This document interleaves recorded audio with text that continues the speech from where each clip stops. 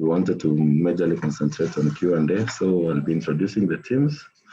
The simple instructions: you start your video, you say hi to the team before we start. So I'll start with, from Moi Teaching and Referral Hospital, Dr. Daisy Korir. Daisy. Good morning, everyone. Daisy, thank you very much. From Coast, Dr. Sood. Morning, everyone. From Bomet, Dr. Kibet. Good morning, everyone. My name is Dr. Ronald Kibet. From Nairobi Hospital, Dr. Thiambo. Good morning, everyone.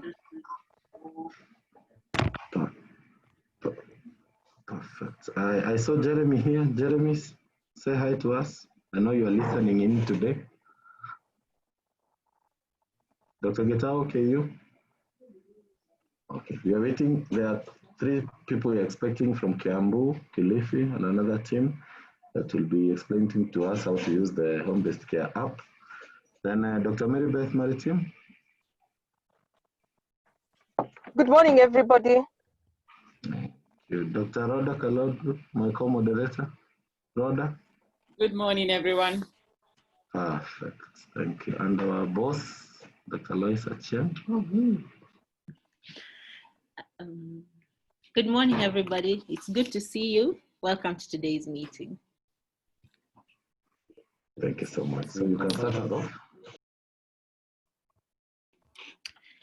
Good morning, everybody. I think we're glad to have quite a number of people from different teams. We'll get to hear about their preparedness and about any of the challenges they may have.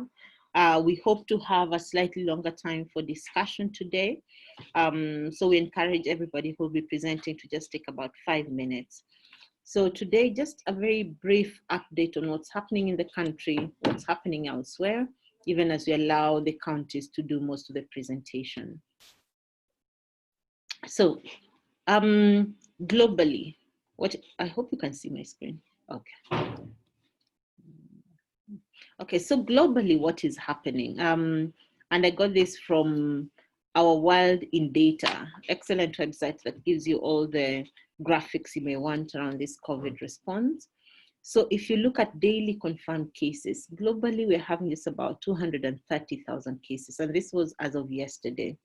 South Africa, which is not too far from us, which you're watching closely because we may end up, sort of following a similar trajectory, is seeing close to 13,000 cases a day.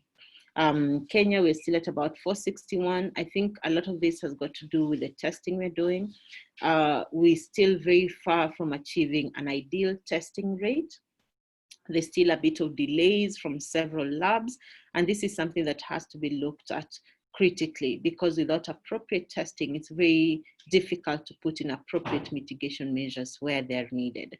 But what we know, and we presented a lot of the modeling data before, is that we're going to have a significant rising number of cases over the next month or 2.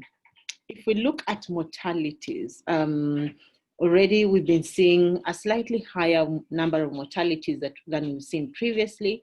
I think over the last few days, you've seen 8, 10 or more mortalities.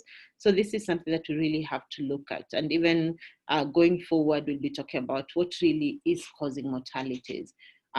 My suspicion is a lot of it is delayed presentation to facilities, poor access to oxygen. Many times, even in the more established facilities, we've had challenges with oxygen flow, as well as some of the comorbidities that may not be adequately managed. So we really have to think about, as we begin to receive sicker patients, what are we going to do about ensuring that they do well where possible? Globally, again, we're seeing a very large number of deaths per day. So more than 5,000 global deaths. And countries like India and South Africa are struggling quite a bit now. And I hate to be a prophet of doom, but it's unfortunate that we may be heading along that same path. So everybody really needs to think about how prepared their facilities are to handle a large number of cases. This is really just looking at some of the 10 worst affected countries. So the US, which now is as of yesterday, was reporting in excess of 74,000 cases a day. Then Brazil and India has just hit the 1 million mark, third country to hit that target, not a target, that level after the US and Brazil. So again, the developing countries, the low and middle income countries are rapidly catching up with some of the countries that we saw earlier. And we really have to think about how we package our communication to the communities in which we live, so that people are very aware of what trajectory we may take if we don't do the usual things, wearing the masks and avoiding all manner of public gatherings. So coming home, we've had an eventful last week or 2 weeks with a very high number of cases reported. We're now up to just over 200 deaths, over 11,000 cases. And I guess there's something about this magic figure of 10,000. Many countries reaching that 10,000 seem to quickly spiral to very high levels. So again, the issue of risk communication becomes everybody's business. Do your best to communicate to the communities in which you live and work. Most counties now are reporting cases. Interesting that Mandera seems to have no active case currently, and it would be unfortunate we don't have someone from Mandera today, but we'll try and get someone next week. We need to know, is it that how much are they actually testing? In the initial phases, Mandera had significant challenges with testing and transporting the samples to a lab. So I'm not sure how much testing they're doing and if they're truly reporting no cases. One of the interesting things we learned is that for many of these counties, the amount of surveillance that's happening, especially within health facilities, for patients presenting with respiratory illnesses is fairly low. So patients come in with some respiratory illness, some pneumonia, and there's a lot of antibiotic prescription for something without even testing of patients. So we need to start thinking about how well we conduct surveillance, especially in hospitals where patients may be presenting with upper respiratory tract infections or features of some respiratory illness. This is just looking at, for those who test positive, how many are asymptomatic, how many are symptomatic. And this is data that's collected from the field. The experience we have in hospitals is that more recently, we're really mainly seeing the symptomatic patients. Many of the symptomatic are not making it to hospital. And we'll just mention that briefly, even as we go into the issues of home care. But as we see, or what we've seen clinically is that right now, majority of the patients we have in a health facility are symptomatic. At any one time, about 30 to 40% of the patients that we have in the hospital are on high flow oxygen. So the number of critically ill patients is increasing significantly. And the issue around preparedness to manage the critically ill is really, really key. We cannot overstate that, because if you're not prepared, our patients die because you're not able to offer them care. So for counties, other than having 300 beds, I think last week we tried to emphasize on this, issues of having reliable oxygen supply. There are a few counties now that have oxygen plants already, which is excellent. Relying on cylinders may be very expensive and very difficult, especially because of the amounts of oxygen that these patients require. Most of the patients we have requiring 10 to 15 liters of oxygen per minute. So if you're using a cylinder, you're going to require lots of cylinders, and it will become quite expensive, and you lose time between when the oxygen has run out, no one has noticed, running to reconnect another cylinder. So ideally, counties really should be thinking about having a sustainable oxygen supply. Oxygen plants, large storage tanks for liquid oxygen to ensure that we have sufficient supplies going forward. If you look at the case fatalities, again, most of the mortalities in those above the age of 60, majority of the patients having comorbidities, and the most common comorbidity we're seeing in the mortalities is the combination of diabetes and hypertension, then cardiovascular disease of whatever form. So I think this has been an interesting period. We're seeing a lot of patients coming in with diabetes, for example, often difficult to control. So even as you think about your units, think of making them fairly multidisciplinary so that you have different people helping to manage different aspects of the patients that you have. I present this next slide because I presented it, I think, over the last 2 or so weeks. And the reason is really just to help us think about how we are preparing to manage critically ill patients. And what it shows really is the number of cases we'd expect with different levels of lifting of various restrictions, so that if you have a lot of contact within a county, how many cases are you likely to see requiring hospital? So Nairobi per se should already be thinking about having close to 5,000 beds dedicated to COVID. At this point, what we are seeing is, we have beds in KNH and Bagathi, which are just about 100. KU has a good number of beds, but total beds in the county are nowhere close to 5,000. And we have to hopefully get Nairobi Metropolitan Services engaged so that they can also tell us about their preparedness. And then going on to all the other counties, I think Kiambu is already seeing the cases. Kiambu is a county we've been talking to and warning for a long time about the number of cases they're likely to see. And all the other counties, again, if you have a lot of contact within a county, you're likely to see an increment of about 1,000 or so for every 20% increase in contact. So that risk communication around reducing contacts in a county is extremely important. So lastly, a question that's been asked of us very many times is, where are the patients? Every day we announce 250, 350, 400 and something, and then we announce 50 recoveries. Yesterday there was magic that happened, and we suddenly had, more than 500 recoveries? So one is that at this point we're seeing the symptomatic patients, which means there are a lot of asymptomatic patients that are out there in the community. And the question that we have, that hopefully we're going to get an answer to, is where are these asymptomatic going to? Who is following them up?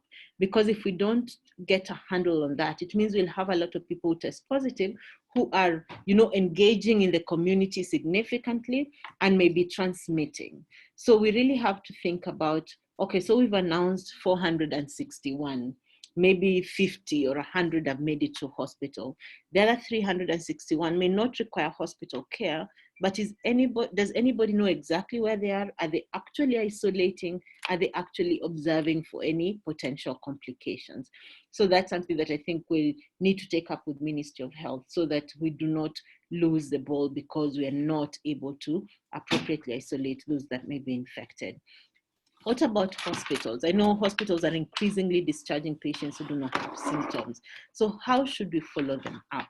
And today we have someone joining us a little later just to talk about the issues of follow-up of patients on home care, because this is going to become increasingly important. As the number of patients increase, we will not be able to take even a fraction of them into hospital, and we really have to set up home care appropriately, so that we reduce community, household, and community transmission. And then the question that we'll have for the counties as well is, how are we monitoring patients post-discharge? I think it's a time when we have so many patients that you're just happy to get them out the door once they're well, but with the rise in reports of complications, even after recovery from the COVID, we need to start thinking about how we'll monitor patients post-discharge. So I will stop there for now to allow the other facilities to present. And first, I will invite Dr. Sood from Mombasa. Dr. Sood, good morning. Morning, everyone. Good morning, Lois. I'm here. Please go ahead. I'm just stopping sharing my slides. Thank you.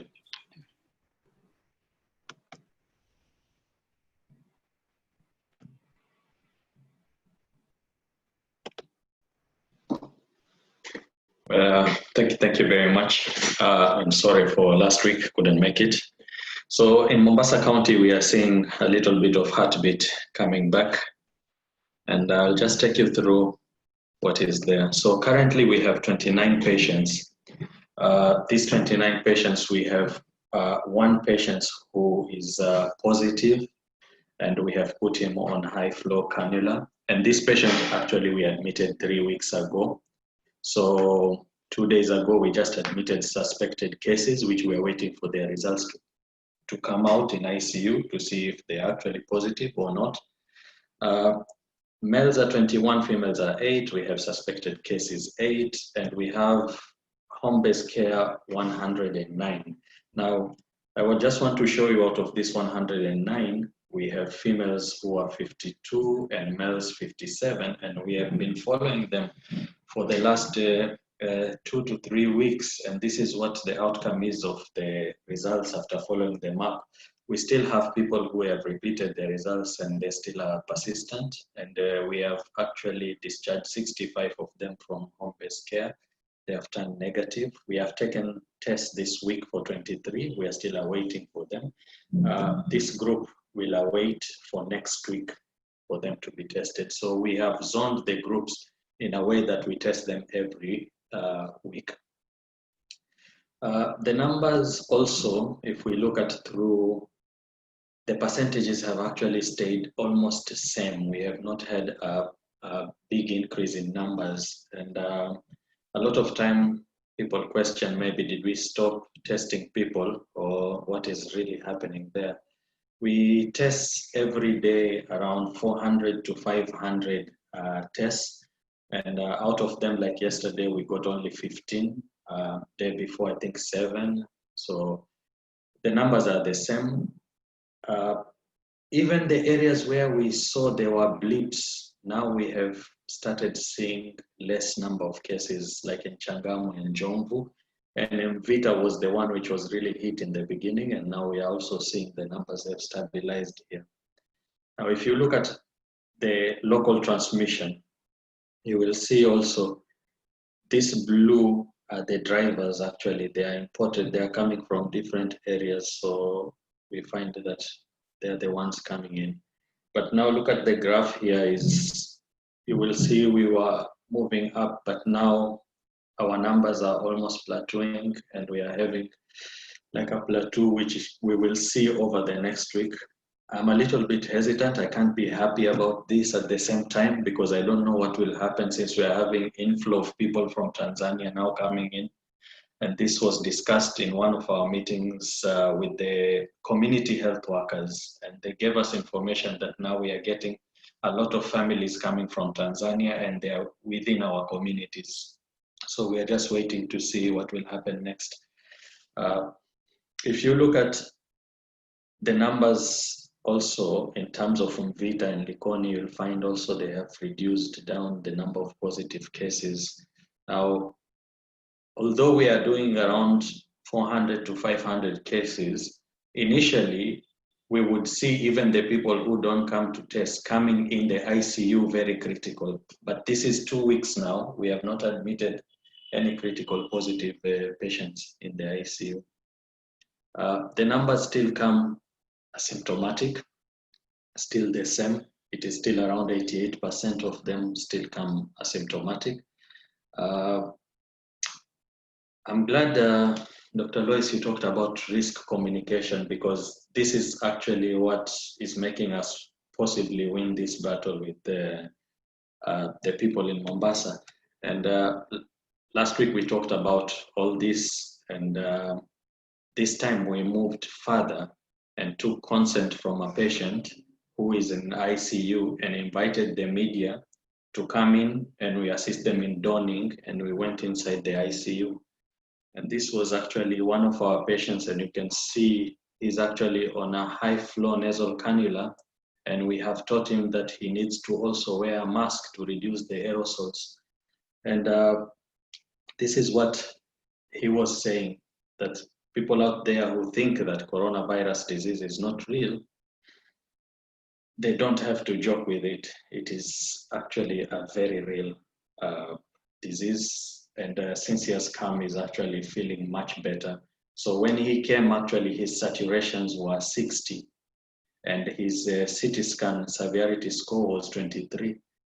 And right now he's saturating between 89 and 94. Yeah. So he's currently doing okay, and he's happy there. So we have a couple of challenges, because we are dealing mostly now with home-based care. And when you deal with home-based care, you need human resource. And this is where the challenge is. The more the numbers, and since now we have moved and involved the sub-counties. So we have sub-county teams now which are dealing with home-based care, then they report to us. At the same time, you need also follow-up of this patient, and there's a lot of financial impact to the systems in terms of also logistics. And of course, we need motivation of staff, and we have the same issues recurring over and over again. I hope they will be sorted. Training of home-based care, I think we have left the private out, and I am seeing there will be again a problem if we do not take them into training for private. In public, at least we have done a couple of trainings, and we have also taken them through the Jitenge app. And I'm really happy to say that this app will really help us to monitor patients from home. We need also to sensitize our healthcare workers to accept testing. A lot of them are still not free to come in to do the tests. So that is all. On Thursday, we'll have a meeting through a journey of the kidney and COVID-19. If you can make it, please join in. Thank you very much. Thank you very much, Dr. Sud. We're all planning to come to Mombasa on holiday because we'll be safer there than we are in Nairobi. So make room for us. We promise not to bring you COVID. We'll test before we come. But it's really interesting. I think your county has done an incredible job in communicating appropriately, in isolating appropriately, and in reducing the numbers.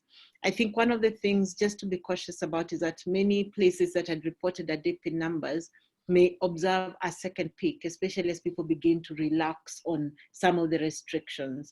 So that risk communication, as we've talked about, is extremely important and has to keep going so that you don't get to a point where you observe a second peak. But thank you very much. We'll have someone today talk about the Jitenge app.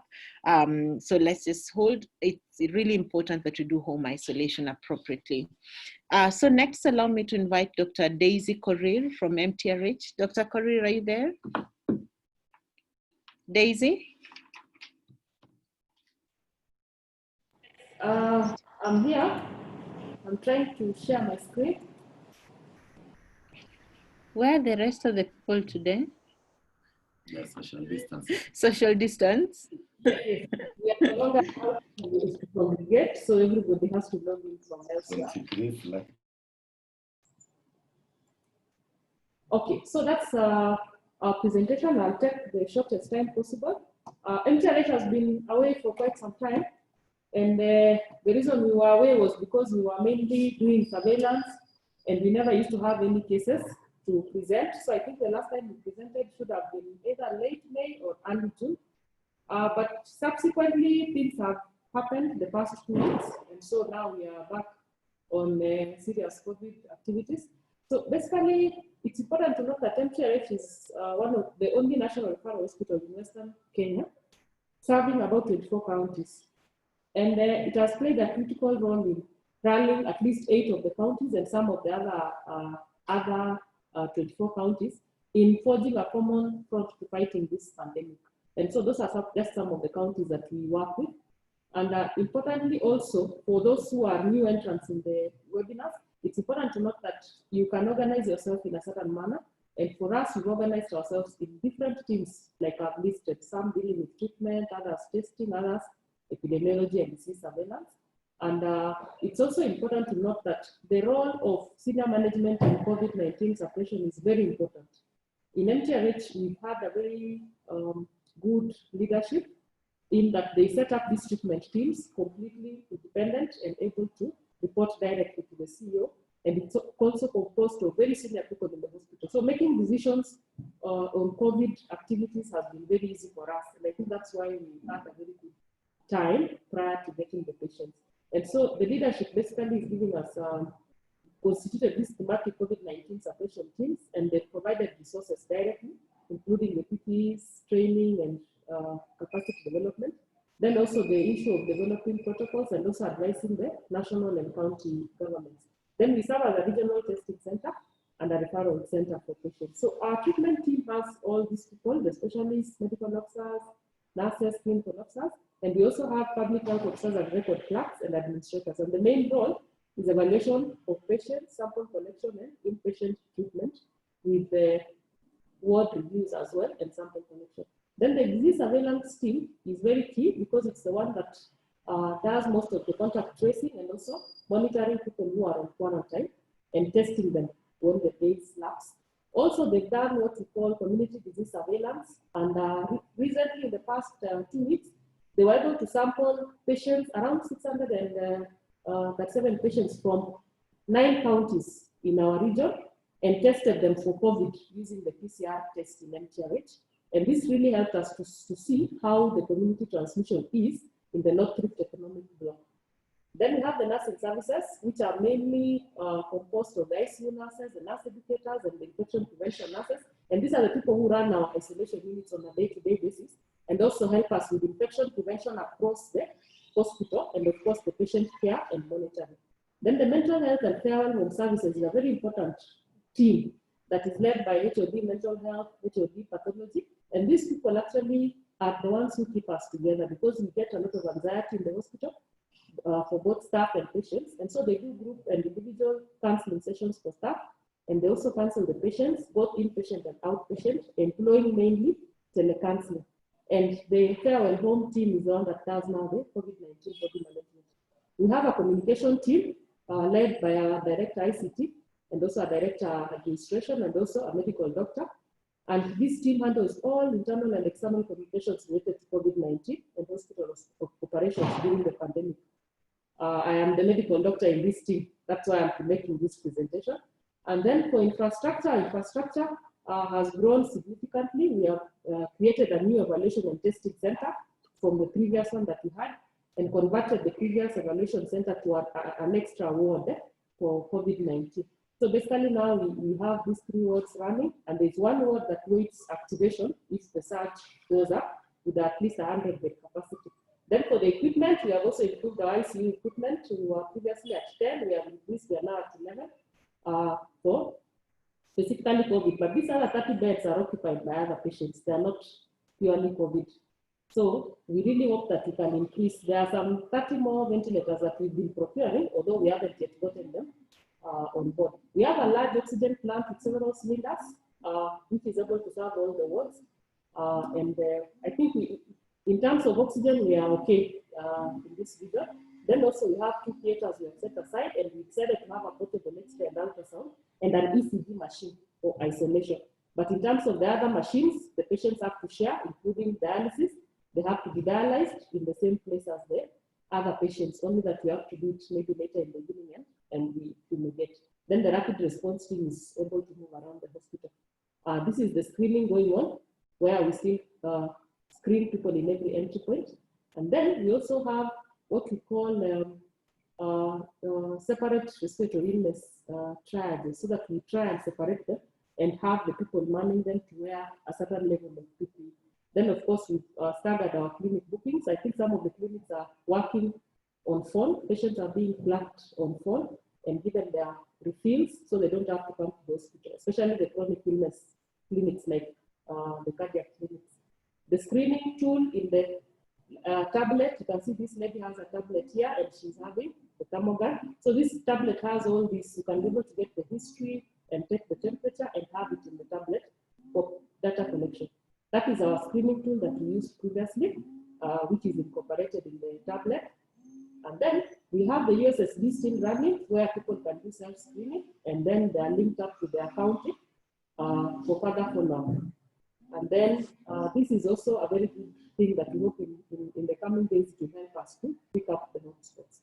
The testing center has improved significantly. Initially, we were using only the AMPAC laboratory, which had a Roche machine, 8800, Cobas 8800, testing up to 900 tests per day. But now we have added 3 Abbott machines in the same laboratory, which can do about 300 tests in a day.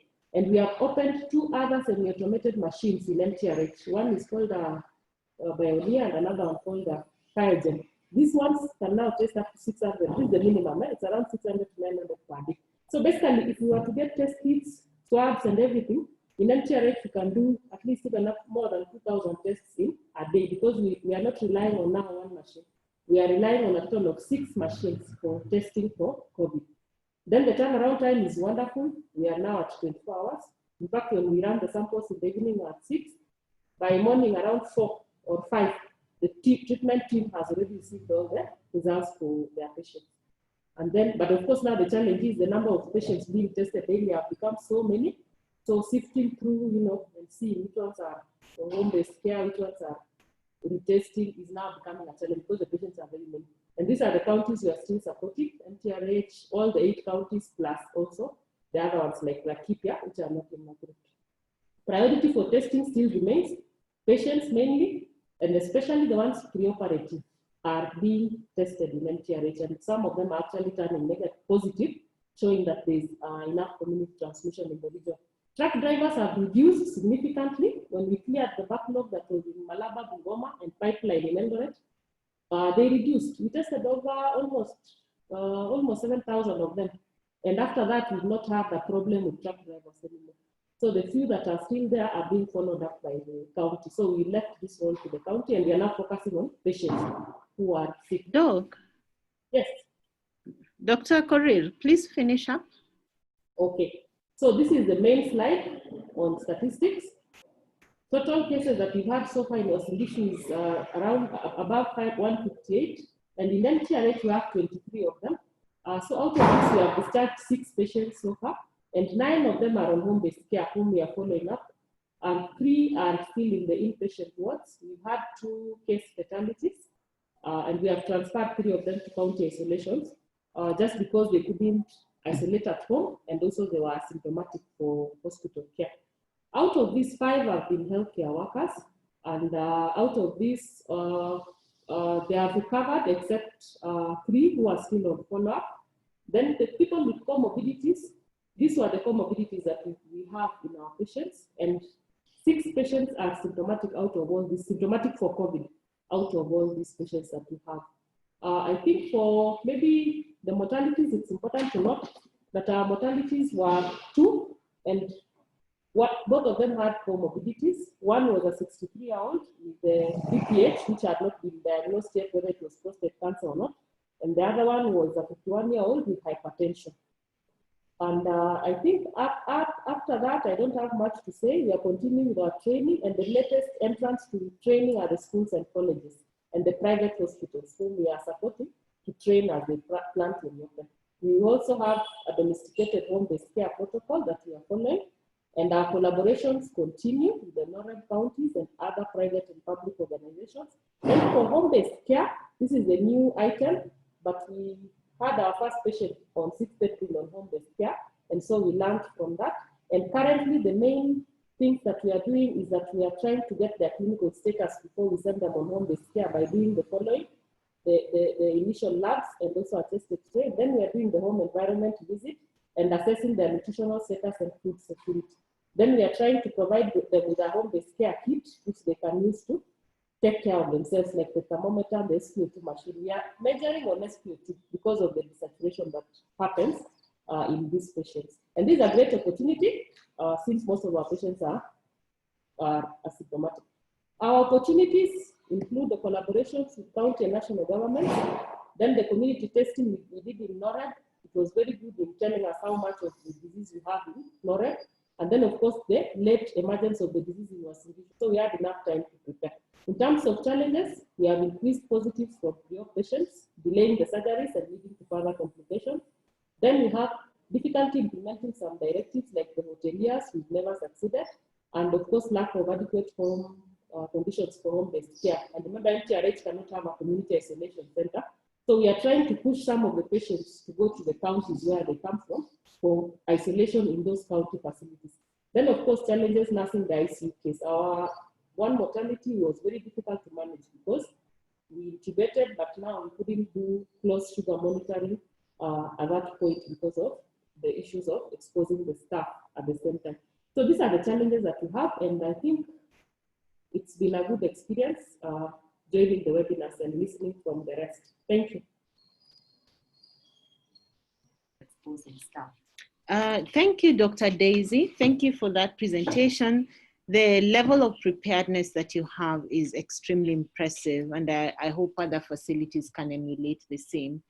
I think I just have a few questions and comments. One, we know many of the counties around there are struggling.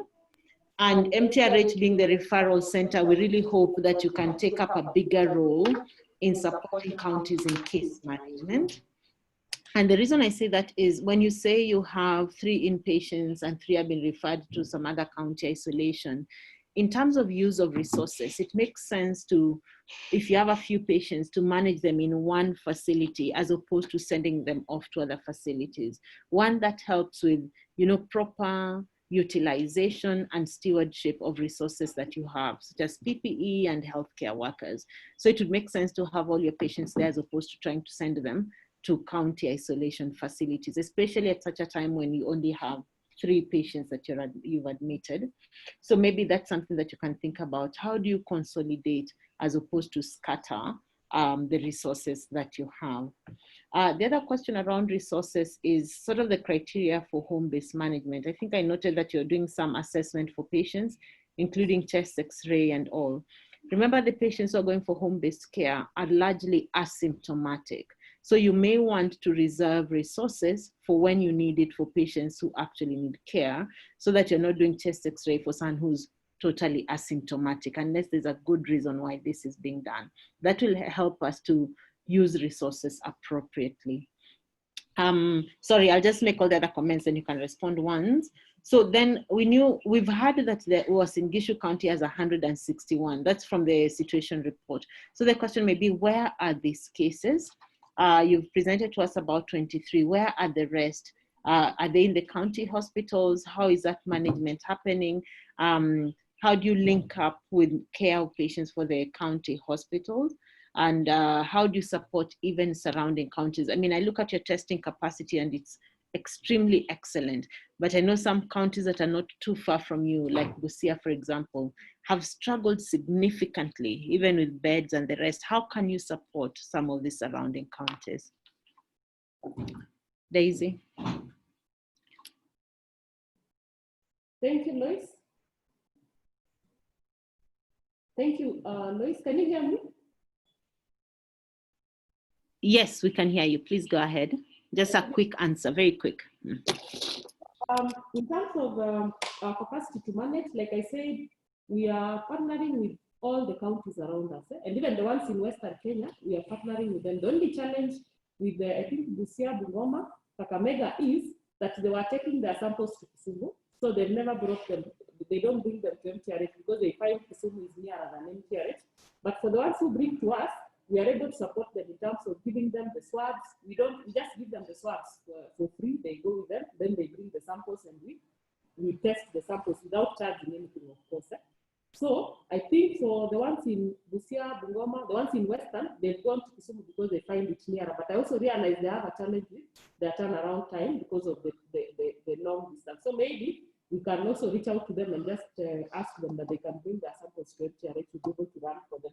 In terms of the isolation, what I meant when I said some patients are transferred is, remember we are a referral facility and we receive patients from Bungoma, Kakamega, Busia, who require surgery. And when they come for testing and they are found to be positive and they are asymptomatic, remember, we are a referral facility, so we cannot admit asymptomatic and mild patients inside the MTRH facility. We are actually using it for severe cases. All the ones who are passed through the wards are severe, and some required intubation, and like I told you, we have 2 modalities. So the ones that are being referred back to county for isolation there are the ones who need to be on home-based care. And some of them, the home environment does not allow. So in the county, when the home environment doesn't allow, they put them in the county isolations like the MTC. So that's what I'm trying to say. And so in Eldoret, the patients you're seeing, around 163 of them, initially, around 110 were truck drivers, and all these people are symptomatic and they were isolated and they all recovered. So we kept them in the county isolations. We have the Kamalel facility with about 24 bed capacity.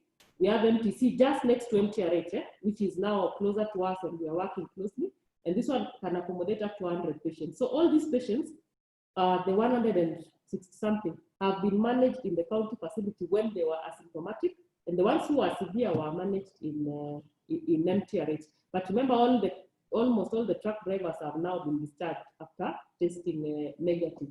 And so recently, private facilities also have started having patients, which contributes to the new number that we are now seeing. And then in terms of resources for home-based care, remember some of the patients are still symptomatic, even if they are on home-based care, they're not just asymptomatic. And so we were trying, what we noted was one of our patients was, the one who passed on initially was actually on home-based care. And when he came in, we realized that the sugar was deranged, and he didn't report any sugar problem before. So we decided that few things like random blood sugar, chest X-ray, of course, for targeted patients who are complaining of chest pain before we send them on home-based care. So we are doing these things so that you don't miss something when you're on home-based care, but it's targeted, because if you're completely asymptomatic for sure, then the only thing you can even do is just the random blood sugar. So those tests are not done for everyone uniformly. We do it based on how the patient. Okay. All right. Thank you so much, Daisy. Thank you for that response. I think the level of preparedness you have is really good. I hope you can organize for the other counties, the county facilities, to also present at future meetings so that we learn from them and they learn from us as well. But thank you very much for that presentation. Allow me now to invite Dr. Odhiambo from the Nairobi Hospital. Dr. Odhiambo, please go ahead. 5 minutes, please.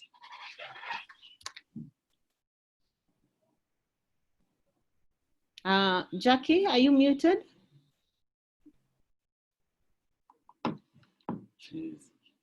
Dr. Odhiambo, please unmute. Okay, can you hear me now? Yes, we can. Karibu. Okay, sorry about that. So mine will be a short presentation. I will present our Nairobi Hospital experience over the last 4 months.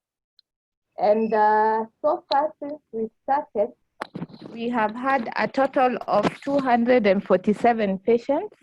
We have discharged 163. We have transferred 8 of them. Out of these 247, 31 of them have been admitted in our ICU. And unfortunately, we've had 9 mortalities. Now, when you look at our admission trend, just like for the country, initially the patient numbers were few, but from around 41 days ago, around day 81, 83, we started getting an exponential rise in the number of patients we've been admitting. When we come to the gender, we find that our patients are predominantly male. We have 62% of our patients being male, and 38 of our patients are female. And when we look at the age group, again, the distribution is mainly between the age group of 31 to 40 years and 51 to 60. So basically, 31 to 60 years is where most of our patients lie. Our youngest patient was 1 year, 6 months, and our oldest patient we've got so far was 83 years of age. When you look at the length of stay of the asymptomatic patients, initially, you see most of them, 60% of them stay between 1 and 10 days. Because if you remember, initially we were admitting all asymptomatic patients, but because of home-based care, we are able to discharge the patients much earlier, even before they get a negative test. And that's why most of them stay for a shorter period of time. When you look at the length of stay for the symptomatic patients, again, most of them again stay between 1 and 10 days.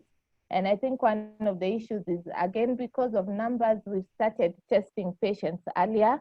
We started testing patients by the 7th day. And some of the patients are even turning negative within 7 days. And so we are discharging patients earlier than we were before. Now, when you come to looking at the disease severity of our patients, and this I based it on how many of our patients had landed in ICU, we admitted 6% of our patients in the ICU, and 92% of our patients were managed in the ward. So this 92% are the patients who initially are symptomatic, or the patients who are on low flow oxygen. Just looking at our comorbidities, and I just picked the 4 most common comorbidities, can see hypertension was our most common comorbidity at 44.2% of the patients, followed by diabetes at 38% of the patients, Retroviral disease was 7.8% and asthma was 8%. So I think about our challenges, we've noticed that some of our patients are coming in and we are diagnosing them with diabetes as the first, as this is their first contact with diabetes. And for most of the patients with diabetes, again, we don't know if it's because of the illness only or because of the illness and use of dexamethasone plus, we are having challenges with controlling the sugars. Case in point, we have a 31-year-old gentleman who was diagnosed with diabetes at this admission, and we are currently using up to 172 units of insulin and still not getting the best control of his blood sugar. And I think that is one of the major challenges we are getting. The other one is space, because the number of patients are increasing. But now with the initiation of home-based care, at least that is helping us to decongest the hospital. And the last one is mainly fatigue, because people have been at this for around 3 months, and we are starting to see fatigue among the people, among the healthcare workers. And I think for now, that is all I have to say, unless there are any questions. I hope I've kept it within my time. Yes, you have, Jackie. Thank you very much. And thank you for that presentation. It's an incredible number of patients that you've managed. And I wonder what your experience is with the critically ill patients. Currently, how many critically ill do you have? What are some of the challenges with their management? Okay, the total number we had was 31. Currently, we have 3. And out of those 3, 1 of them is intubated. Most of them are managing mainly with oxygen, up to 15 to 13 liters of oxygen. And the main issues we've been having with their management is for those who are ventilated, again, being on the vent, weaning them off the vent is taking time. And even most of our mortalities are patients who are ventilated. And I think also managing the cytokine storm is also a bit of a challenge. And then also for these critically ill patients, when they have been in ICU for a number of days, then they get the other issues associated with critical illness. Like you end up getting kidney injury, liver injury, or getting nosocomial infections. And I think those are now the major challenges we are seeing with this critically ill patient. Thank you very much, Dr. Ziambo. Now allow me to invite Dr. Mwata from Makueni County. It's the first time Dr. Mwata is joining us. Karibu, Dr. Mwata. Thank you so much.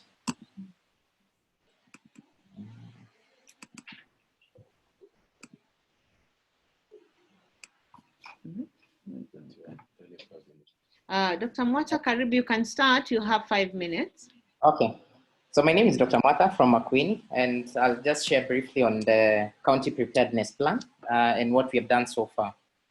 So in terms of preparedness, we identified the first treatment unit, which was initially a youth center that we converted to a COVID treatment unit, which has a capacity of 12 beds. Later, we have transformed it to be the acute center, where we have the ventilators, and all the beds are also piped with oxygen as well. So that's the outline of the presentation. I'll try and be fast. So a small background on Makueni: we have 235 public facilities and 66 private facilities. And the main isolation facilities that we have one in the county referral hospitals with the 12-bed capacity.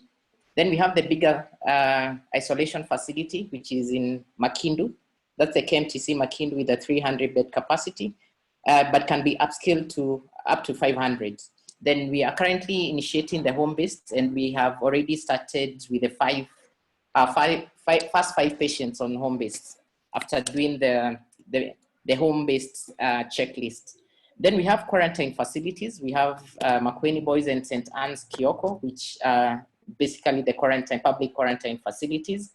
We're also privileged to have oxygen plants within the county referral hospital.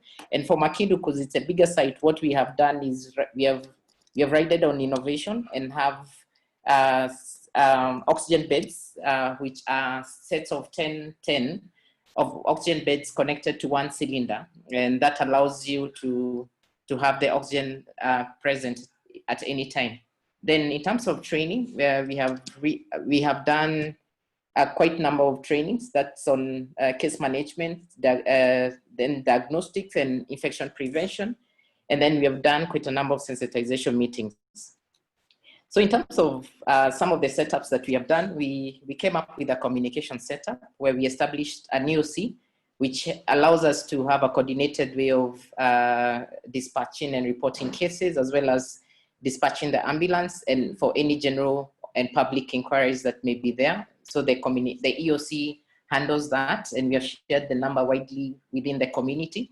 Then in terms of communications, we usually try and do media briefs, as well as highlighting about COVID within using the local language. And we have also done the same aspects even in terms of community workers, in terms of communicating of any updates to healthcare workers, where we use the medical superintendents or sub-county MOHs to help us relay any updates to our healthcare workers.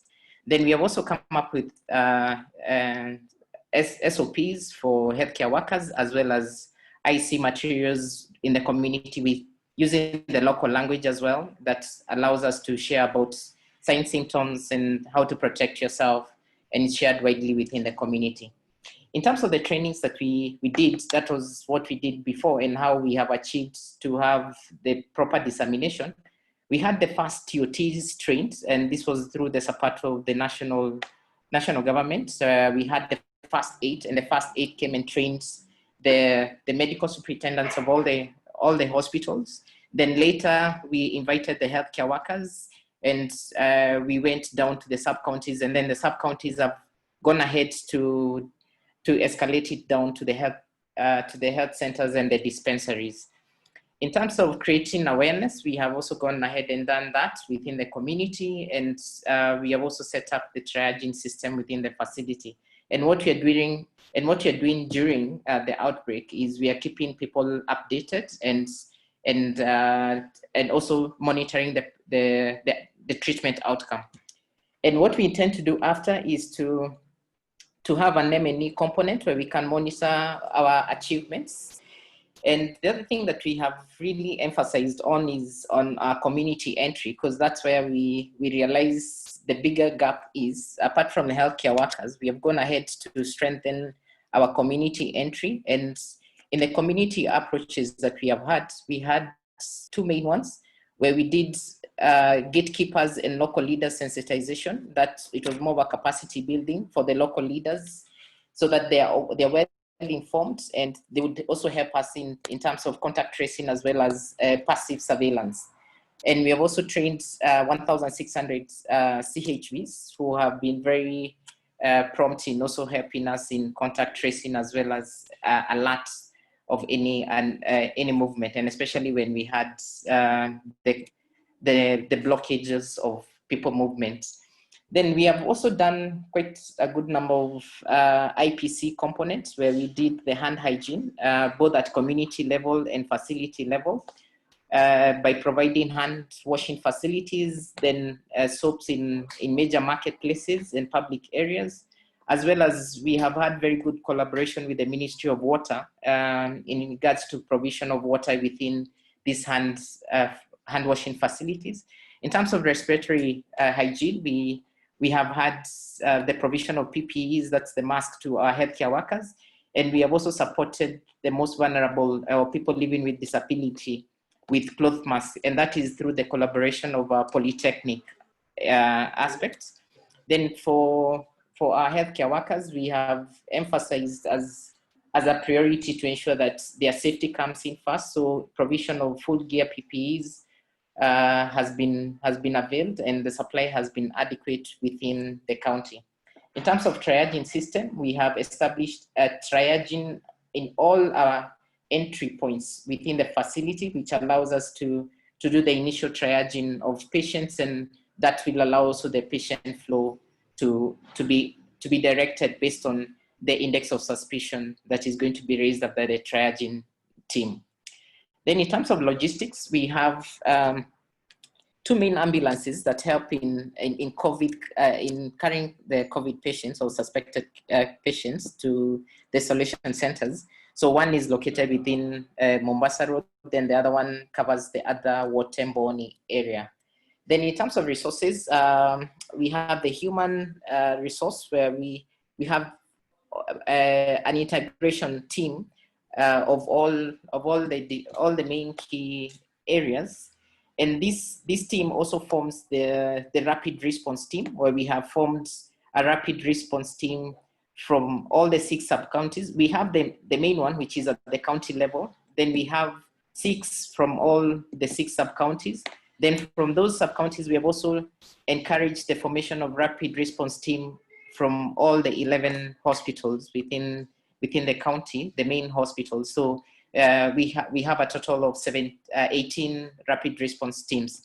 Then we are lucky enough to have a county multi-agents coordination team, which we call it a resource, because when we were doing the roadblock monitoring, the police and the health team were working very well. Then other resources that we have, apart from the financial supplies, we have 4 main vents that we have identified for COVID, because we didn't want to disrupt the normal ICU ventilators. So though I know we have the other 4 for the ICU setup, then the oxygen plants and the oxygen vents become a priority as well.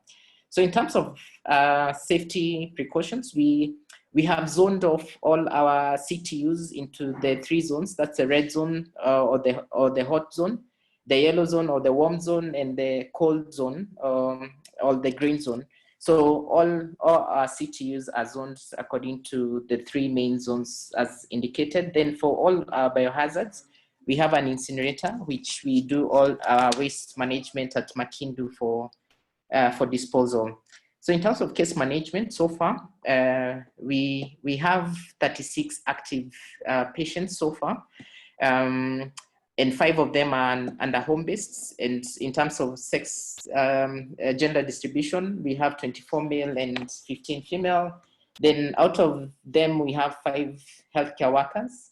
Then the ones that we have discharged are 8.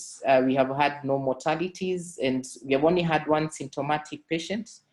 And 46 have been asymptomatic. Then comorbidities, we have had 3 patients with comorbidity and 1 DM, and the other 2 had hypertensions. So in terms of disinfection and waste management, one of the key things that we have thrived on, as I had mentioned earlier, was we have a team that is specifically identified to work in terms of IPC components and disinfection in terms of contact areas or any positive case that we get in terms of disinfecting their homes or other contaminated surfaces. And we have availed automated pumps to help in that. And in terms of waste management, that is still an ongoing process. And plus the incineration within the facility. So in terms of surveillance, we have continued with the surveillance approaches where we do both the active and the passive, where the active... Doc, please finish. Okay.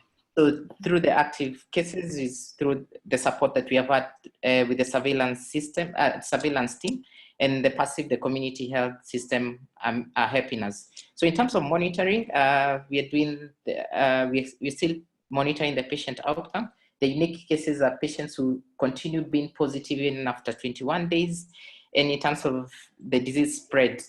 So some of the challenges in regards, as alluded earlier by other counties, were like Mombasa County, was logistic human resource, as well as the aspect of turnaround time of results, which goes up to over 72 hours. So that causes a lot of delay in terms of relaying.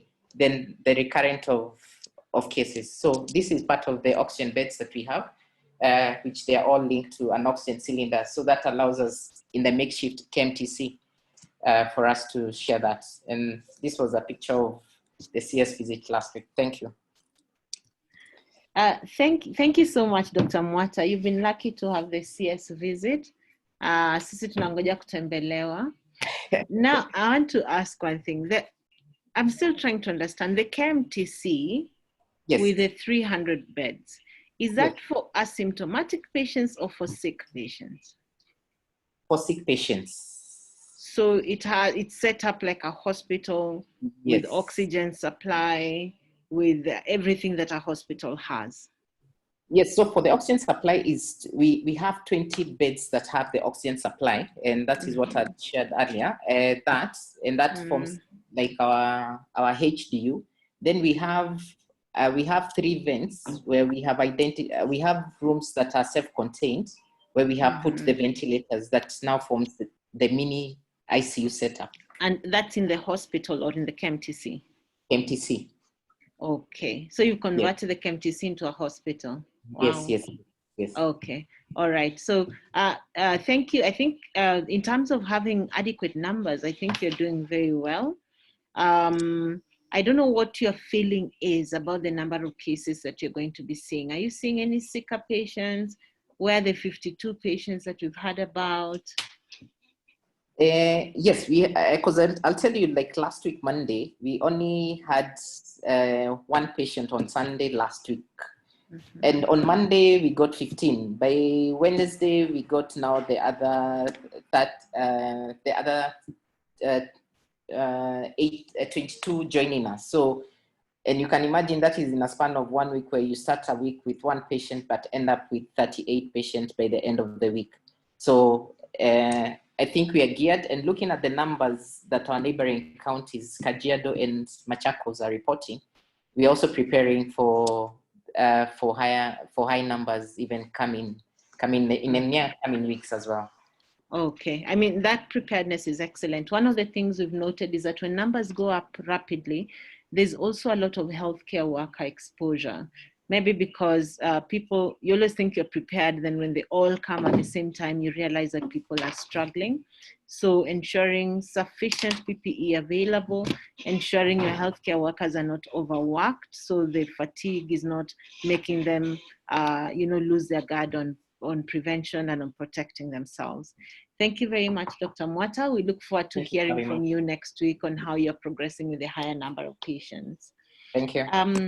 So now allow me to invite Dr. Irene from Kiambu.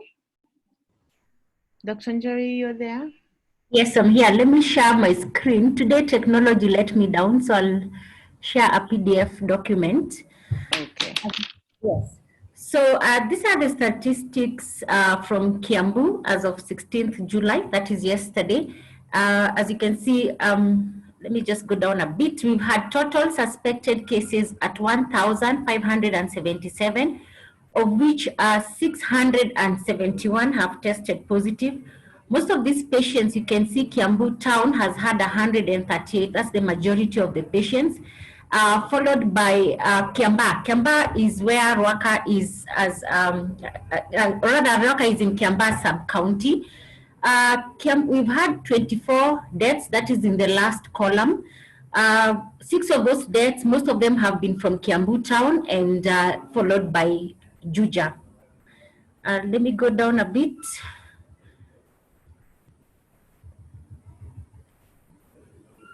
In terms of health workers, we've had 37 health workers combined.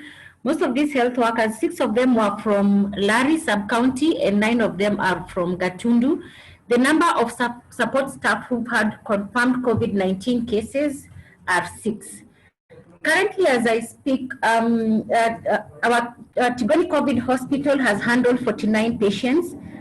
So far, 15 of them have been discharged, and current inpatients that they have right now is 34 inpatients. We are still having challenges with monitoring patients on home-based care. We have 55, with most of them being from Kiamba. Kiamba has at least 30 patients on home-based care. We are having issues with monitoring these patients, mainly because we don't have whatever specific teams for home-based care assessment.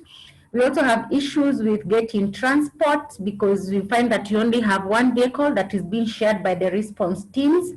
The other issue we are having is that test results take around 48 hours, especially for the positive patients. And we've seen a trend where the negative patients have their results coming back almost a week from the time of diagnosis. We also don't have enough test kits. As of last week, we only got 10. So we lost a patient who was actually had CT scan diagnosis of COVID and had all the clinical features of COVID, and we were not able to identify, or rather to diagnose him. In terms of mental health challenges, we are having the same among the patients. So we are trying to address that together with our mental health committee. I want to commend Kiambu County because they've been very prompt in paying salaries. I think that's all I have to say regarding the state of Kiambu County. Sorry, technology let me down today. Thank you very much. Thank you very much, Dr. Irene, for that presentation. I think Kiambu is one of those places that will have a very high number of cases. I know last time you talked about a hospital or a facility that was being built that will increase your numbers. I think that was in Tigoni, other than the Tigoni hospital. How far has that gone? Tigoni, we were able, initially we actually had 46, so we expanded to 70, I think 74 by this week. There's another wing that's going to provide an extra almost 250 beds. I think it will take another month before it's complete. And then we also have Wangige that will have a capacity of 200, but currently they only have 100 beds, but work is ongoing in Wangige as well. Okay, that's really good. What is your experience with the mortalities? I think you presented, was it 29 or I may have gotten that wrong. Are these patients dying in hospital, at home? What's the experience around managing these patients who probably presented very critically ill? Majority of the mortalities have been in hospital. For example, in the month of June, we had 5 mortalities, and we discovered that part of the reason why we were getting mortalities, or rather a lot of high mortalities, was because the results were coming after the patients have died. So this month we started, after we started instituting dexamethasone, I've seen quite an improvement, and I can say we've not had any mortalities so far. I don't know if it's because of the dexamethasone or what's happening, but I think it's really helped a lot. Good anecdotal data. Hopefully we can put together experiences from several facilities to do a good analysis of what is going on. So you said something about test kits. Where are you sending your test to? Is it test kits that you don't have or the sample collection kits? It's the sample collection kits that we don't have enough because last week we got 10. Right. Yes. 10. Yes, we got 10. We are sending our tests, we are sending our samples to KEMRI and the National Influenza Lab. Okay, and is there a plan for the county to get some sample collection kits, or are we depending on the KEMSA to send? I think we are still depending on KEMSA to send. Okay, all right. Thank you very much, Dr. Irene. Okay. So now allow me to invite Dr. Kibet. This is the last facility presentation we'll have before we have a presentation on the Jitenge app. Dr. Kibet, karibu. I'm done. Dr. Kibet, can you hear us?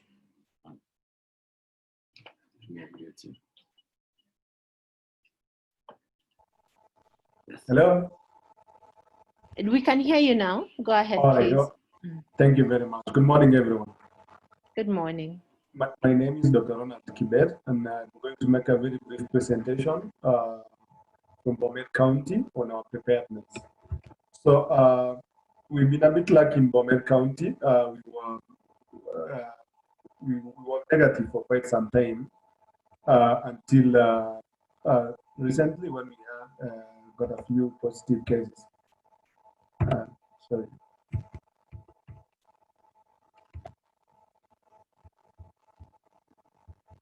Dr. Kibet, we seem to have lost you. We can't hear. I don't know whether it's a network. Let me check what's going on. Sorry. Okay, now we can hear you. If you can translate, can your slides move? My slide is not moving. Just a minute.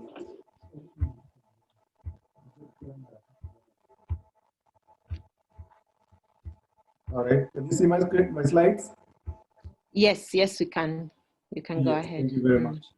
So, Bomet County, we currently have 4 patients who are positive for COVID-19. 2 are imported actually from other counties. One was from Kericho County, another one from Nairobi, and 2 were tested in Bomet County. So let me present on what the people we've trained. So far, the people are in the COVID response team. We have 1 consultant, we have 12 medical officers, we have 112 nurses, 30 clinical officers, 16 lab techs, 50 public health officers, and recently under the CHS program supported by Red Cross and the Ministry of Health, we completed training of 1290 CHVs in preparation for home-based care and isolation. We have other staff, we totals about 220. These are the people who have been trained, and we expect them to be part of the COVID-19 response activities. We have 4 main isolation centers. The main one is Koyua Isolation Center. It used to be our sub-county hospital, and now the county has set it aside as an COVID-19 isolation center with a capacity of 224 beds. Out of these, at the moment, about 96 are ready, but our target is that in the next 2 weeks or so, we'll have about 124. Logisa County Referral Hospital is our main hospital, has a small isolation unit with a capacity of 24. And Tenok Hospital has capacity of 20, and Katlong Mission a capacity of 16. The county targets are around 350 beds in the next 1 month, but the 284 is what will be the first beds we'll use the next 2 weeks or so. Then testing level,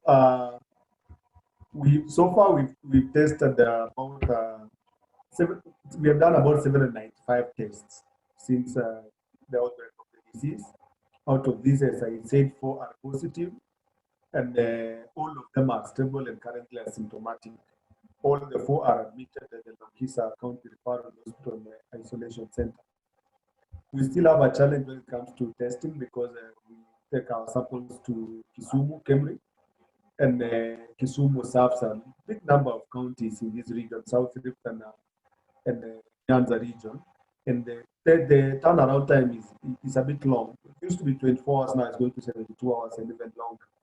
So that is the big challenge we're having at the moment. So some of the other challenges we are experiencing, we were a bit slow to catch up with the training of healthcare workers. After the national training of TOTs, where 9 healthcare workers were trained, picking at the county level took us a bit of time, mainly because of the county logistical issues and administrative issues. But we were able to pick at some points, and we were able to train the 224 staff that I just alluded to. And then there's been a bit unclear on the compensation terms for healthcare workers because there have been a lot of questions about compensation in terms of the allowances, in terms of healthcare workers who get infected. And by the out of the 4 that I just said are positive, 2 of them are our own healthcare workers, our own staff, who believe were infected in the course of duty. And then the issue of medical cover for healthcare workers, which has come out very clearly both from the county and from the Ministry of Health. Initially, we had challenges with PPEs, but that one somehow has been taken care of at the moment because we recently received about 2,000 pairs of PPEs plus other equipment for COVID-19, courtesy of the Ministry of Health.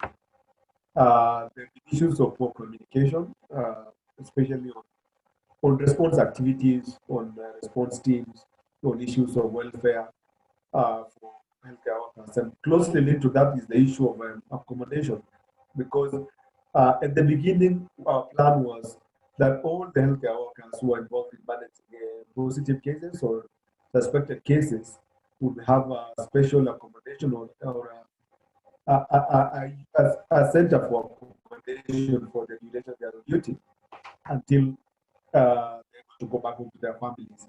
Some of that has not been able to be implemented and has brought some bit of friction between the healthcare workers and the county governments, because we still, at the moment, our healthcare workers working in isolation units still go home after work. And there are questions, uncertainty on the issues of their safety, the safety of their families. The biggest challenge we have is our limited testing capacity. In fact, we believe at the personal level that we probably have more cases because we are seeing a number of people in the wards with respiratory symptoms. But our testing capacity, because of the availability of the media and the long waiting period at Kisumu, is slowing down our ability to test. Then finally, we've not been very clear on the new guidelines after the changes that were made by the president on the 6th, particularly on cessation of movement. We're not so clear who exactly to quarantine, because initially we were basing it on travel history and the symptoms. But now with the freedom of travel, it's also clear where exactly should we quarantine and how we should apply the case definition as per the current changes in the country. Because the issue of moving to another county or another country, I don't think applies anymore. So we're only forced to use the symptoms and the same line on the issue of screening. Basically, that would be it for Bomet County. We still don't have a lot of issues so much. We are learning a lot from the other counties who have gone ahead of us. Thank you very much. Thank you so much, Dr. Kibet, for that maiden presentation from Bomet County. And to see your level of preparedness, I think you have invested a lot. So just a few comments, really looking at your isolation facilities and what Dr. Lois had mentioned earlier.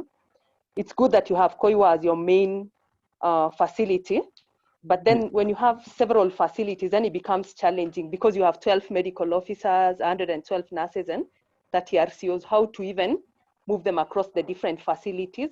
And even when you're talking about how to accommodate these healthcare workers, because you might have people who are not from Koiwa, who now you've deployed to work in Koiwa. Where do you house them while they're actually on duty? So you have to relook at your strategy in terms of managing the COVID treatment units, and particularly centralizing your activities helps in terms of managing the PPE, managing the human resource for health, and other logistics. It's easier to deploy the logistics, because when you look at your Kaplong facility, which has 16 beds, you'll still require a lot of resources to nurse 16 patients only. And therefore, economies of scale makes it more easier when you have a centralized facility. The other thing I was hoping to hear, we saw on TV about the patient who traveled from Nairobi and the contacts who are in the Matatu, and we are hoping to hear an update, how far you've gone with the contact tracing. Maybe you can tell us. Yes, thank you so much. So our maiden patient was actually the gentleman who traveled from Nairobi. He was tested in Nairobi, was positive, and he was supposed to be committed to home-based care and isolation. And it's not so clear how he managed to leave Nairobi, because looks like he traveled, or he actually escaped before he could be committed to home-based care and isolation. And he used a public means to travel to Bomet. But once he was in Bomet, he made a phone call to authorities and to our hotline and said he was somewhere in the state that this was the situation. So immediately our response team at the county level managed to reach to him, and we took him to long isolation units. It took us about 2 days to locate the other people who was traveling. There were about 8 in the vehicle, plus the driver, a total of 9. So it took us about 2 days to even the third day to locate all the others whom they traveled with. And from the day he arrived up to now, today is the 9th day, he's been asymptomatic. So all the other 9, we took them on quarantine. 2 are on self-quarantine at home, and they're being followed up by disease surveillance persons. But while 7 are in our quarantine facility at Tenor High School, and we collected their samples yesterday. So we probably will take an extra 1 or 2 days to get their results from Kisumu. So thank you so much for that update. So just to summarize two other things, I've been reliably informed that the Doctors Union is following up the allowances that were promised, and hopefully they'll be paid this month in lump sum backdated. So this is for all the facilities and all the people. You're expecting a windfall. This is from a very reliable source. And then related to your challenge that you explained about how to apply the current quarantine of travelers based on the travel restrictions. So in the minimum requirements for reopening, counties are to set up isolation facilities and also quarantine facilities for travelers. So you should be contact tracing and quarantining people, especially contacts of people who you've identified as positive cases. So despite the fact that we've reopened the country, it doesn't mean that we've let caution to the wind, and each county is supposed to have a very robust surveillance team that should be able to follow contacts and even quarantine contacts and monitor the quarantine. So this is one of the requirements, and particularly Bomet, which is my county of birth, you are actually along the highway. Most of the people going to Western Kenya prefer to use the Narok-Bomet route, and therefore you will have a lot of transit populations will be stopping over, and therefore you really need to anticipate to do a lot of active surveillance within your major towns within the county, particularly Bomet town. So let me stop there and hand back to Lois so that you can invite the next speaker. Thank you so much, Dr. Maritim. Allow me to invite Dr. Kathy Mwangi from mHealth. She'll take a few minutes to introduce us to the Jitenge app and just a few comments around managing of patients who are on home care. Dr. Mwangi? Hello, good morning. Good morning. Please, you can share your screen. Mm-hmm. Yes. Okay. Let me know if you're able to see it. Can you see my screen? Yes. No, we can't see your screen yet. Yes, now we see it. Okay. All right. My name is Dr. Kathy Mwangi. I work for mHealth Kenya. We are the developers for Jitenge system, which is supporting the home-based isolation and care management. And I'll take you through real quick on what Jitenge is and what it's doing. So Jitenge is an application that guides you through the process of reporting daily defined conditions for COVID-19 exposed individuals. And it follows the 14-day home care and the 7 days home-based isolation as provided for by the guidelines. It is a system that was developed as a module within another system that we developed for the Emergency Operations Center at the national level, which is called the EARS, the Emergency Alert and Response System. This is a system that has been monitoring other diseases. So Jitenge was a COVID-19 module that was developed for supporting the Emergency Operations Center. The eligibility for people within Jitenge are all people meeting the case definition for exposure to COVID-19 as per the Ministry of Health home-based isolation and care guidelines. The value proposition for using this system is the fact that you can manage people on quarantine or people on home-based care from a distance, because once you enroll them into the platform, you get the contacts daily reporting reminders. So the person registered is able to get reminders to report their cases or their symptoms. There is ease to follow up by the healthcare workers, because if they do not report, the healthcare worker receives a message. And if they report any other symptoms, a high temperature or a yes response to the other additional questions, which you will see later, then they are flagged and a message is sent to the healthcare worker so that the healthcare worker can reach out.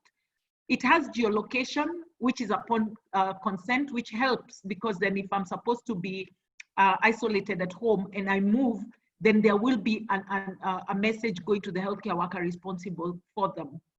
It has reports and data access levels from different clusters that go from the healthcare worker to the sub-county, county, and at the national level.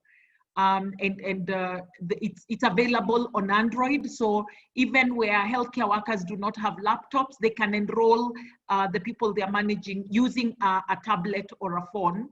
And it's integrated with other COVID-19 data systems like the Kenya EMR COVID-19 DHIS2, and currently we just completed the lab transmission integrations with CHAI and the national lab, specifically more because we are also managing truck drivers. The basic functionalities for Jitenge is a person in quarantine is registered and they're supposed to report symptoms and feedback. This information is supposed to help in decision making based on the reports. And once I report in the morning, I can't report again until after 6 hours. If I don't report, which is at the bottom there, I do get reminders, up to 3 reminders from 7 o'clock to 1 o'clock in the afternoon, and upon which a message is sent to the healthcare worker responsible for them that they've not responded so that they can reach out to them. And so the system does that, system generated reminders to just remind these people to report their symptoms. How do they get into Jitenge? They are registered within Jitenge through either they've been exposed, and we've integrated with Kenya EMR. So Kenya EMR could push that from the quarantine centers. So we could get the data from the quarantine centers through the Kenya EMR. We could also get this information through the healthcare worker registering directly into the system, into the ES system. And at the border, we've also integrated with other partners who either have the truck drivers, like Trademark East Africa has the truck drivers in their system. So we are able to import that information. And once they are registered in Jitenge, again, the cycle begins where they do the reminders and they're supposed to send their symptoms. There are several modules within Jitenge. As you see at the bottom there, there is a home-based care management system within it. There is self-quarantine where people are home quarantined. Then there is the post-isolation 7-day follow-up. And then there is a truck drivers module. And you exit Jitenge after the period ends, where, if you are asymptomatic and you've completed your 14-day quarantine, then the system automatically discharges you, unless the healthcare worker feels that there is a need to restart the clock, for any reason. The home-based care management module works this way. Again, there is periodic reminders and prompts to report. Now, you can either report using a smartphone or you can use the USSD. Now, that *299# is a USSD for also reporting, and it's 0 rated. There is no cost to the clients or to anybody who's using this system. We've 0 rated the costs, and we thank CDC for that, for paying for the communication as of now. And there is a dashboard. So everything that is reported, there is real-time reporting at the dashboard. So depending on what the counties prefer, who gets access to what, we give access to either the healthcare worker to see the people they're supporting, but then there is also aggregate data that can be accessed so that at a county level, sub-county level, you are able to see your information. So, the symptomatic clients, as their severity changes. And then, the healthcare workers can have their weekly, monthly reports, and those who have been discharged from the system. And this obviously helps in having your informed decision-making based on the reports that you have access to. This just shows access level of data. So it starts right from the bottom there, where either you have a healthcare worker or a healthcare volunteer, then there's a healthcare worker who probably has multiple people or volunteers that they are responsible for. Then there is sub-county level, county level, and up to the national level. And as it goes up more so, it's really aggregate data. And We have a healthcare worker registration module, and this allows a healthcare worker to register as many people within her cluster or his cluster. And one healthcare worker can be assigned to several individuals. This can be done from a dashboard, or it can be done from a phone, from a smartphone. And we realize that there are counties, and as this thing grows, we may not necessarily have resources to have all healthcare workers have a computer, but we also know that most healthcare workers may have a smartphone and may be able to register using their smartphone. I will go very quickly. These are some of the slides. I will not go into details on this, but it will help you kind of understand how this thing works. The app is available in the Google Play Store, and when you download it, then it allows you to install, and you're able to create you're able to create yourself in the app, but again, not everybody can download and register themselves. It is controlled based on who is allowed. Healthcare workers have to be registered in. You have to have an admin to register you in. Because of the confidentiality issues, obviously we have to control so that not any public person, they can download, but they may not necessarily be able to register themselves into the platform. When you download, it will ask you, or it may ask the client to allow Jitenge to access this device location. So when you're having people on home care and they have a smartphone, it might be beneficial for the healthcare worker to advise them to turn this on, because that's the only way you will be able to monitor if they actually move, but they are at liberty to allow or deny. As you go, this just shows how the app screens look like. This is a home isolation and care process, and this is from healthcare worker perspective. So they can enroll you using that app, as you can see on the screens, and they can search you using, using the same app. This is how the different screens look like. But again, I won't go into too much detail on this. Once they are registered, there is a message, an SMS message that goes saying, to the person registered, that thank you for registering on self-quarantine.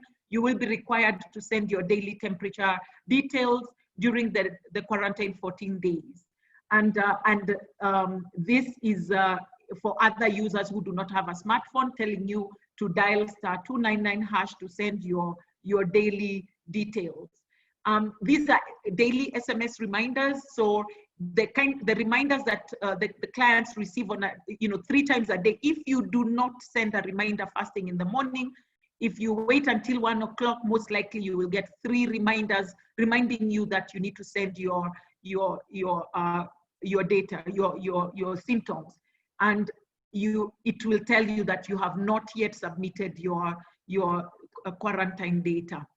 Now, if you completely, or the client does not send their data, then they are a message goes to their healthcare worker, and the healthcare worker is told, you have not, your client, or Kathy has not submitted their day 2 self-quarantine data, and that way the healthcare worker has a liberty to then go ahead and follow them up. Now, from the quarantine person or the person on home-based care, this is how the screen looks like. It asks them all these questions. Do you have a thermogun? If they say no, then they will need to say, could you have developed a fever? Are you coughing? And all that. And if any of these reports yes, then they join in. They are put into a. Sure. Say that again. Sorry. Yes. Yes, your time is done. So if you could kindly wrap up. Okay, I'll go real quick. So this is just shows that everybody, including those without smartphones, can dial the 299#. These are all the different screens to show how they would report. And finally, there is a dashboard that's viewed by the healthcare workers, and anybody who gets symptoms is flagged. But this is interesting for home-based care because all the people reporting symptoms have a chance to also put in comments. And these are comments that they might not have severe symptoms, but they might share with you some comments that might trigger the healthcare worker to actually call them. And we also try to work with the healthcare worker to support them to follow up. And these are the geo coordinates available. There are some few investments from the counties or the users that, you know, in terms of a phone or a computer, and human resource, obviously the healthcare workers. But ideally, that's the way the system works. mHealth Kenya is ready to work with the partners to make sure that they are well trained before they use up the system. And for that, I am done. Thank you very much. Thank you very much, Dr. Mwangi. I mean, this is extremely innovative in getting people to self-report and self-monitor. You said that someone is registered under a healthcare worker. Who is this healthcare worker? So that's now where we work with the counties. So when so let's say, for example, I'll give an example of the Nairobi Metropolis. They have had people trained at the county, sub-county, and whoever it is that is responsible for a cluster. So you're given that these are the people on home-based care, and as a healthcare worker, you are responsible for these 10 individuals. Then you are responsible for registering them into the platform. All we do is make sure that that healthcare worker is enrolled into the platform. No. Oh, thank you so much. I guess the other question is maybe just to know, how far has it gone? How many patients have you had registered? How many have you been able to follow up? Are there any concerns that have come up from patients or home-based care, things that we should look out for even as we discharge patients for home-based care? So as of right now, there are three different platforms. Two of them have been actively used since March. The quarantine module has been used since March, and it has over 4,200 individuals that have been managed since.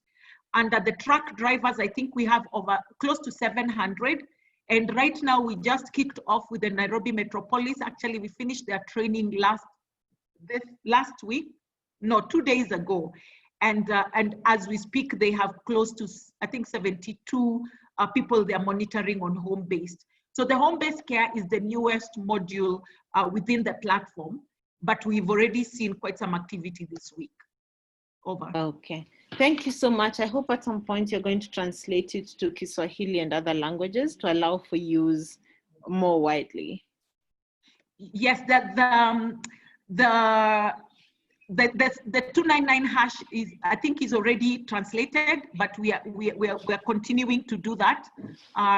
We've even gotten some translation in French, so we are hoping to continue advancing French. French for which yes. county? Because of the truck drivers, mostly the ones that are coming from the Burundi. From the DRC. Okay. Yeah.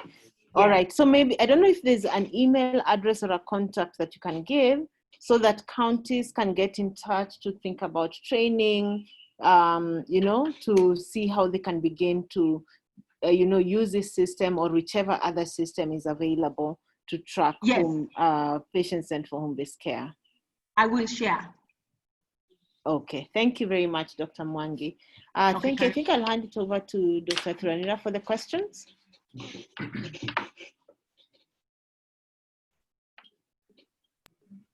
So, thank you very much. I had several questions.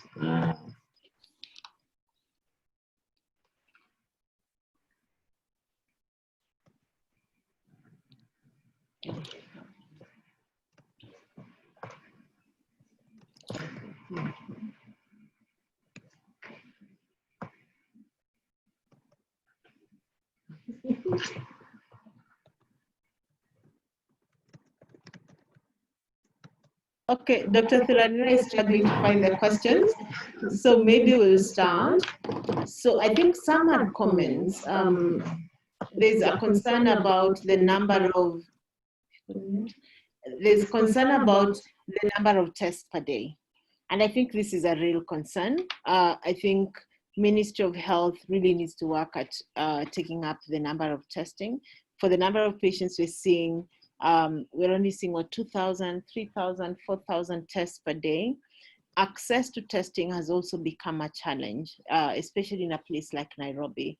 Many of the RRT teams don't seem to be active currently, and many of the sites that was testing have been closed. So this is something that will also take forward to some of the Ministry of Health teams to just talk about how to improve access to facilities for testing, and also the things we've talked about around how to ensure that everybody who's tested and tests positive has some form of follow-up, that we know where they are, we know their outcomes, and there's some way of monitoring how well they isolate. So thank you, Micha, Cyrus, we noted that comment. There's one question around discharge, and maybe I'll ask Dr. Maritim to just comment on thoughts around discharge. I think we had two comments.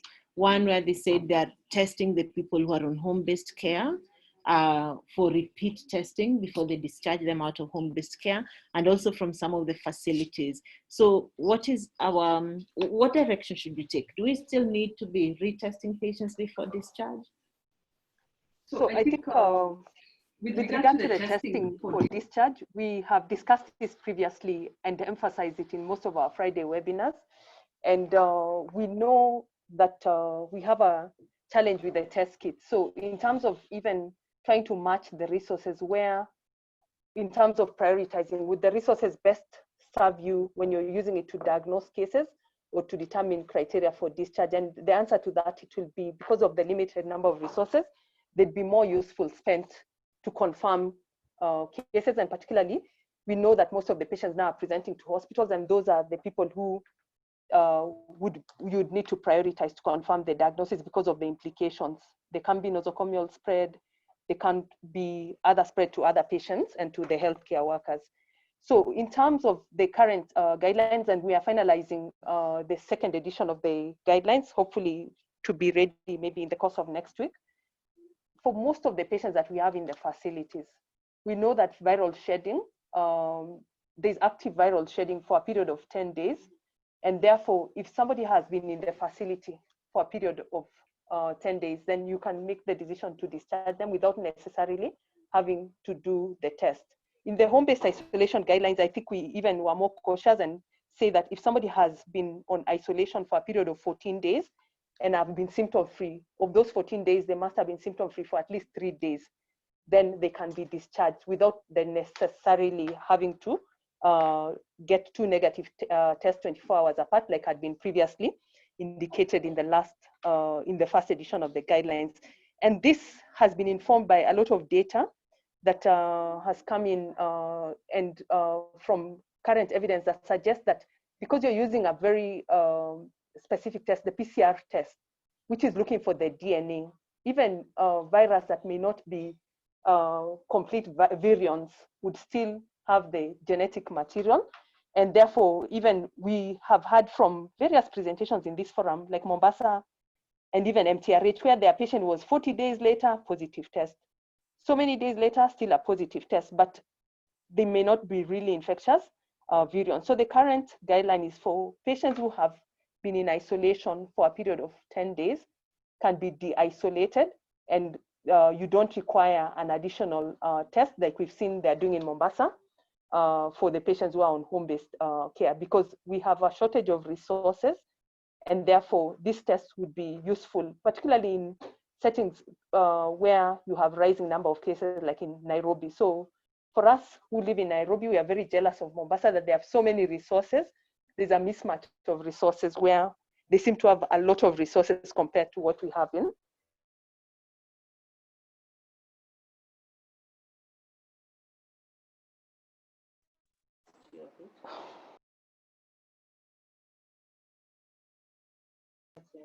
Yeah, the 10-day period would be ideal to institute the isolation practices for the patient. So this will come out clearly in the guideline that we are finalizing.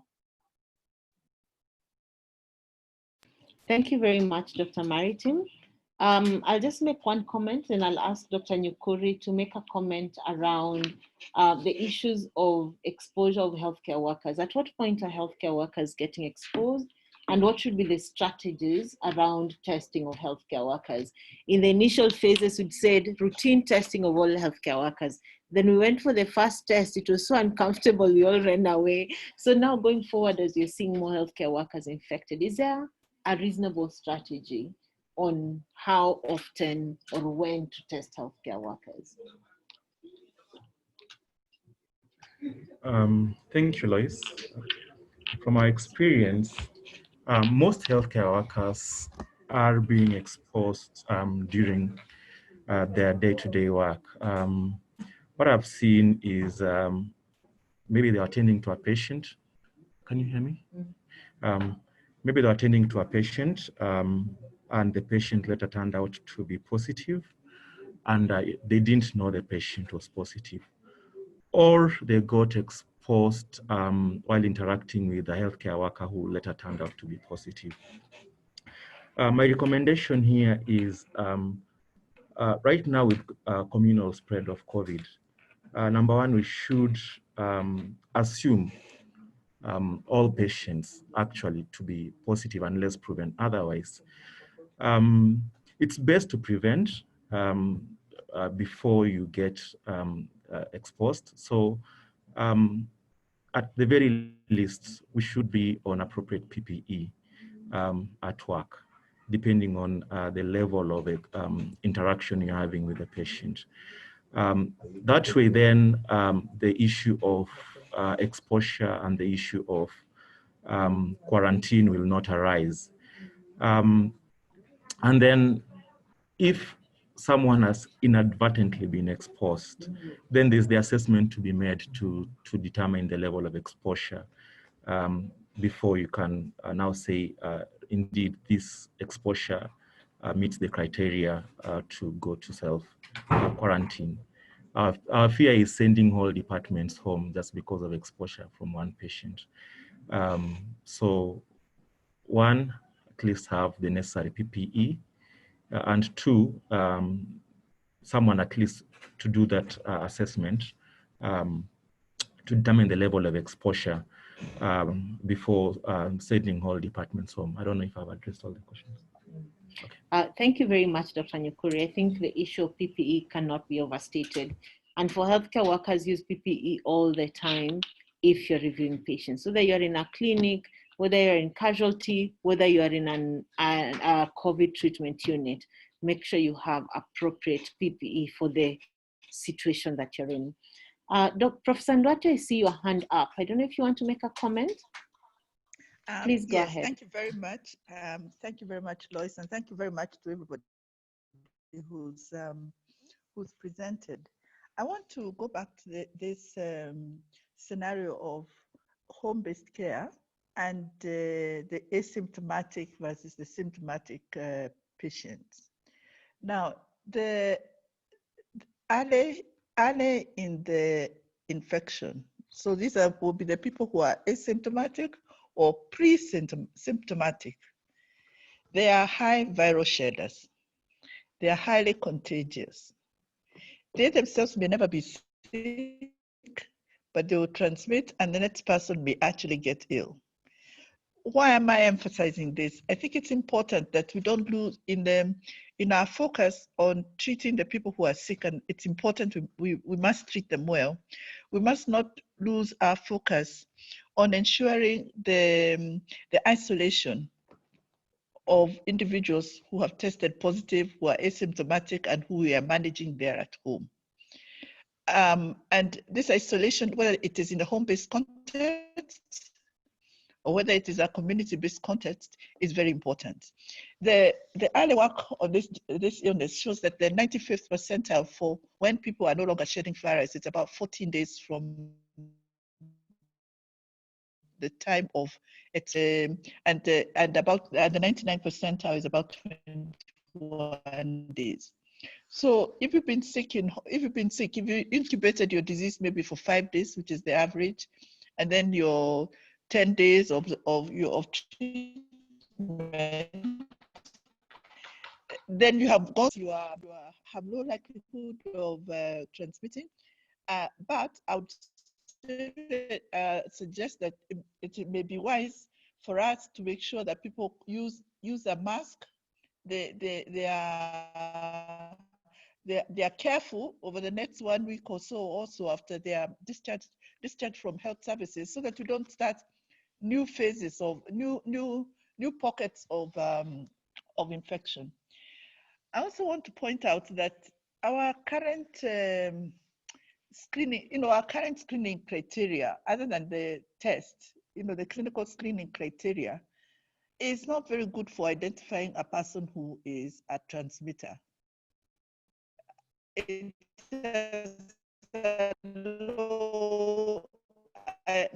is not the symptoms, so that we pick most people who have a problem, and we do the necessary isolation. So really, contact tracing is then a very important.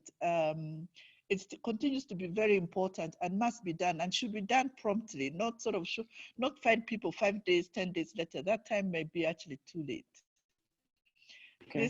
There's one paper published actually out of the West African Ebola pandemic, which showed how the case.